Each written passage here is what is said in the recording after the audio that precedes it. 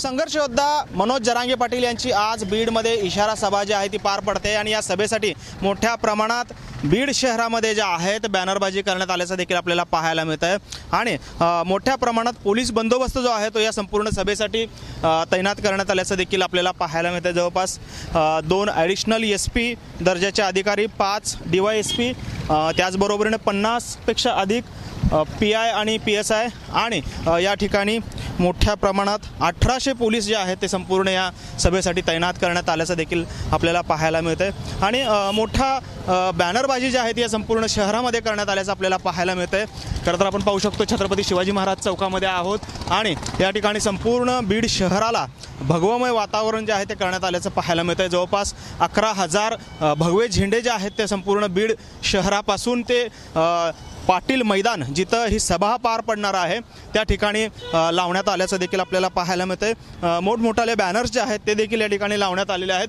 त्यामुळे एकंदरीतच संपूर्ण छत्रपती शिवाजी महाराज चौक ते पाटील मैदान इथपर्यंत मोठ्या प्रमाणात बॅनरबाजी जी आहे ती करण्यात आलेली आहे। त्याचबरोबरीनं झेंडे जे आहेत ते देखील भगवे झेंडे लावण्यात आल्याचं चित्र आपल्याला पाहायला मिळतं। त्यामुळे संपूर्ण या परिस्थितीचा आढावा घेऊया।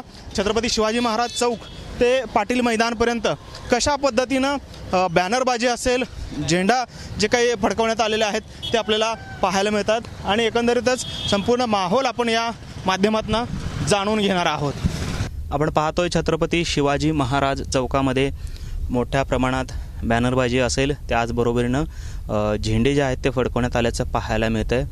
खरं तर आज मनोज जरांगे पाटील यांची निर्णायक अशी इशारा सभा जी आहे त्या ठिकाणी बीड शहरामध्ये पार पडते आणि या इशारा सभेतून मनोज जरांगे पाटील नक्की कशा पद्धतीचा इशारा सरकारला देतात ह्याकडे देखील लक्ष असणार आहे। आपण पाहतोय छत्रपती शिवाजी महाराज चौकातून निघालेलो आहोत आणि खरं तर रस्त्याच्या दुतर्फा भगवे झेंडे असतील, त्याचबरोबरीने मोठमोठ्या कमानी ज्या आहेत त्या देखील उभारण्यात आल्याचं आपल्याला चित्र पाहायला मिळतंय। संपूर्ण बीड शहरात हे भगवं वादळ जे आहे त्या ठिकाणी आल्याचं एकंदरीत चित्र पाहायला मिळतंय। खरं तर मोठा पोलीस बंदोबस्त देखील या ठिकाणी तैनात करण्यात आलेला आहे। जवळपास 1800 पोलीस कर्मचारी जे आहेत ते या ठिकाणी या संपूर्ण बंदोबस्तासाठी सभेच्या असणार आहेत आणि मोठा तगडा पोलीस बंदोबस्त असेल, त्याचबरोबरीनं चोख सुरक्षा व्यवस्था जी आहे या ठिकाणी पार पडणार आहे आणि खरं तर आपण पाहतोय की 100 एकर परिसरावरती ही संपूर्ण सभा जी आहे ती पार पडणार आहे।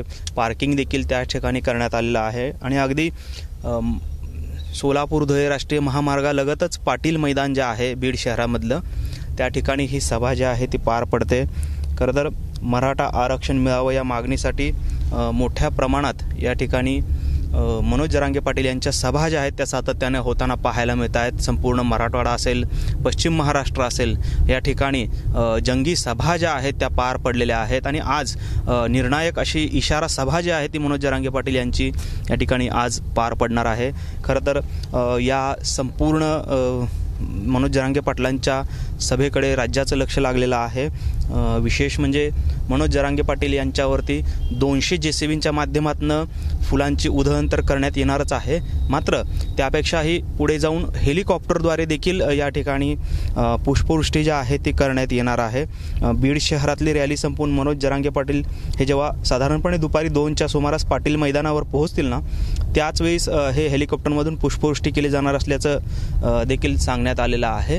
याबाबत ज्या काही परवानग्या आहेत त्या देखील घेण्यात आल्याचं पोलीस अधिकाऱ्यांकडून सांगण्यात आलेलं आहे। खरं तर सकाळी साधारणपणे 10 ते 11 वाजता या ठिकाणी छत्रपती शिवाजी महाराज चौकामधून त्याचबरोबरीनं डॉक्टर बाबासाहेब आंबेडकर यांच्या पुतळ्याला अभिवादन करून अण्णाभाऊ साठे असतील यांच्या देखील पुतळ्याला अभिवादन करून छत्रपती शिवाजी महाराज चौकात ही संपूर्ण रॅली येईल।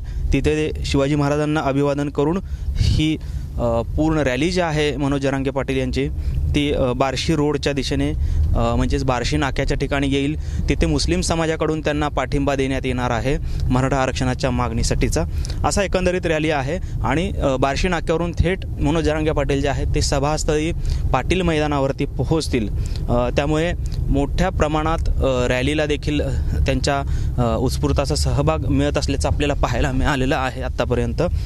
आणि एकंदरीतच या संपूर्ण या सभेसाठी जवळपास 3 टन खिचडी जी आहे ती या ठिकाणी शिजवण्यात येणार आहे, तर 1 टन साबुदाणा खिचडी देखील शिजवण्यात येणार असल्याचं आयोजकांकडून सांगण्यात आलेलं आहे. कारण राज्याच्या कानाकोपऱ्यातून मराठा बांधव जे आहेत ते या ठिकाणी या संपूर्ण सभेसाठी येत असल्याचं पाहायला मिळतं आहे आणि त्यामुळे मोठ्या प्रमाणात ही व्यवस्था जी आहे ती करण्यात आलेली आहे. 4 लाख पाणी बॉटल्स ज्या आहेत ते देखील या ठिकाणी या सभेसाठी आणण्यात येणार आहेत आणि कुठल्याही प्रकारचा अनुचित प्रकार घडू नये. खरं तर ऊन आहे मोठ्या प्रमाणात आणि खुल्या मैदानावरती ही सभा पार पडते, त्यामुळे कुठलाही अनुचित प्रकार घडू नये यासाठी ही पाण्याची व्यवस्था असेल.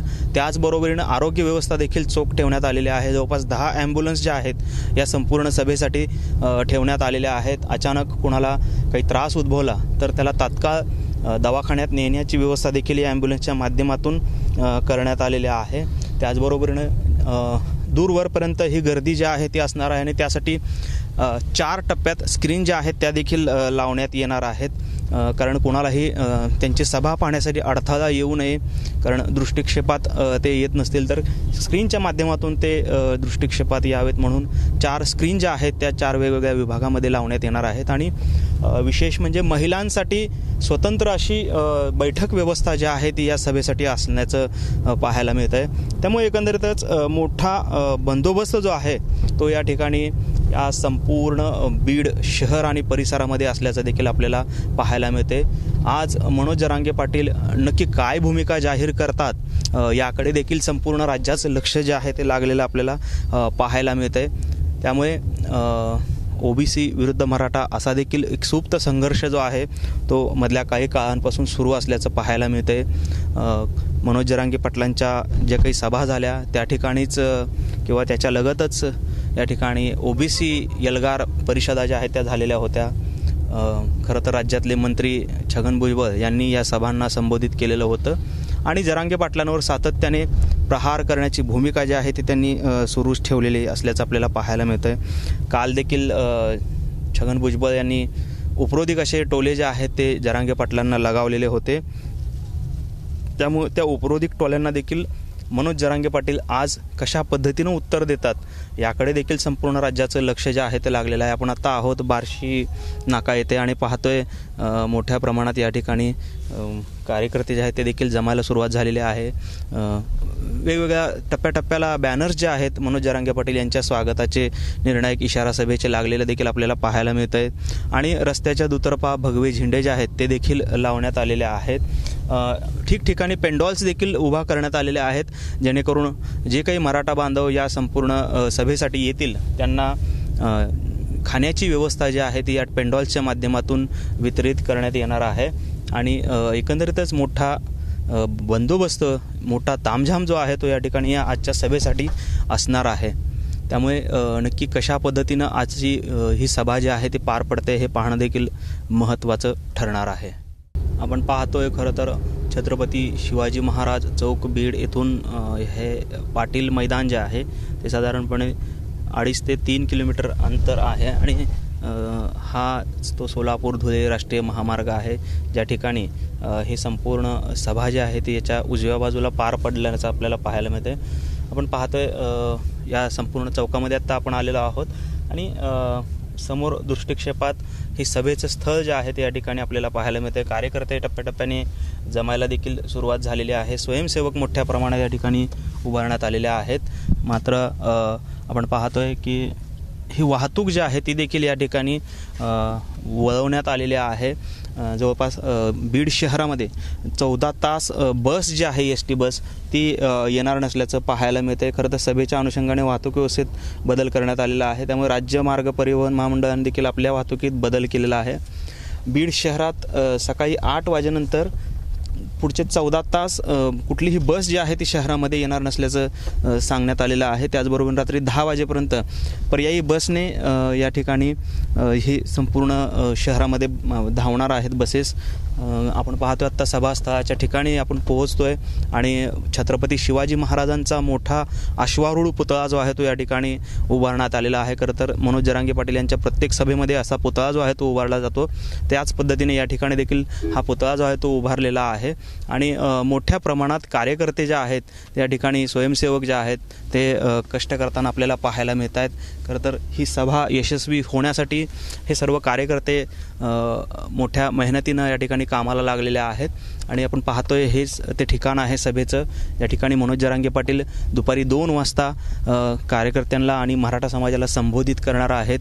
सरकारला इशारा देणार आहेत की नक्की काय पुढची भूमिका आपली असणार आहे याकडे देखील त्यांच्या लक्ष लागलेलं देखील आपल्याला पाहायला मिळते. छत्रपती शिवाजी महाराज चौक ते सभास्थळापर्यंत आपण आलेलो आहोत आणि आपण पाहतो या ठिकाणी कशा पद्धतीचं वातावरण या ठिकाणी आहे. मोठ्या प्रमाणात पोलीस बंदोबस्त आहे तो देखील तैनात करण्यात आलेला आहे.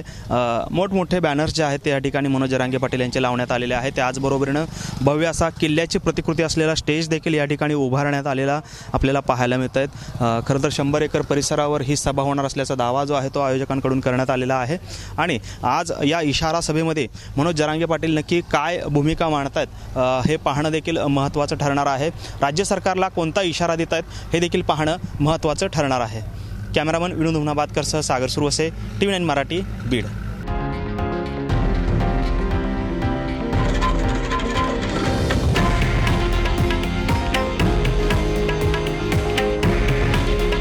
हे आहे देशातील नंबर 1 न्यूज नेटवर्क आणि आपण पाहत आहात TV9 मराठी. काळजी तुमची, हित महाराष्ट्राचं.